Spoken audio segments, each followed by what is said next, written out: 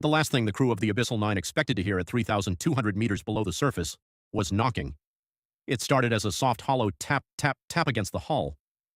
"Probably debris," said Captain Morales, though his voice carried a tight edge. "Nothing drifted this deep. Nothing lived this deep that should be tapping." The submarine's lights cut through the black water like dull knives. Outside the small viewing port, just darkness. Endless, crushing darkness. Then the knocking came again. Tap, tap, tap. "Three knocks," whispered Ellis, the sonar technician. "That's patterned." Morales turned. "You're saying something is knocking back." No one answered. Ellis adjusted the sonar display.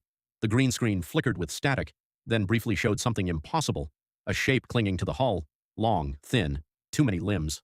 Then it vanished. "Probably interference," Ellis muttered quickly, though his hands were shaking. The knocking came louder now. Bang, bang, bang. The entire sub shuddered.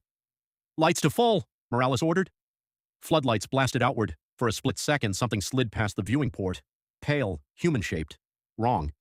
It moved too fast to be seen clearly, but not before they all noticed its face pressed flat against the glass.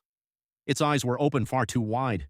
Its mouth stretched into something that looked like a smile, but didn't understand how. Then it was gone again. Silence. No knocking, no movement. Just the hum of the sub. "Tell me you all saw that," someone said. No one replied. Ellis leaned toward the sonar again. "I'm picking up something now, directly above us." Morales frowned. "Above? That's impossible. We're below the trench shelf." "Yeah, I know." The sonar pinged again. One contact, then two, then dozens. The screen filled with signals surrounding the sub on all sides. "Turn us around," Morales said, slowly. As the sub rotated, the crew stared out into the black. At first they saw nothing, then eyes, dozens of them, reflecting faintly in the light.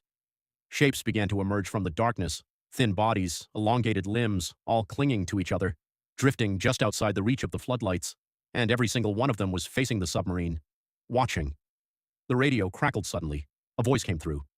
"Hello?" It sounded distorted, wet, wrong. Morales grabbed the receiver. "This is Abyssal 9, identify yourself." A pause. Then, "Open the hatch." The crew froze. "That's not possible," Ellis whispered. "We're the only vessel in this sector." The voice came again, clearer this time. "We know. You're inside." Something slammed against the top of the sub. The metal groaned. Then slowly, deliberately, a hand slid down across the viewing port. It looked human, except for the joints bending the wrong way, except for the skin, pale, stretched too tight like it didn't belong, and then from somewhere inside the submarine, tap, tap, tap. Ellis turned slowly toward the rear hatch. The knocking wasn't coming from outside anymore. It was coming from within the walls.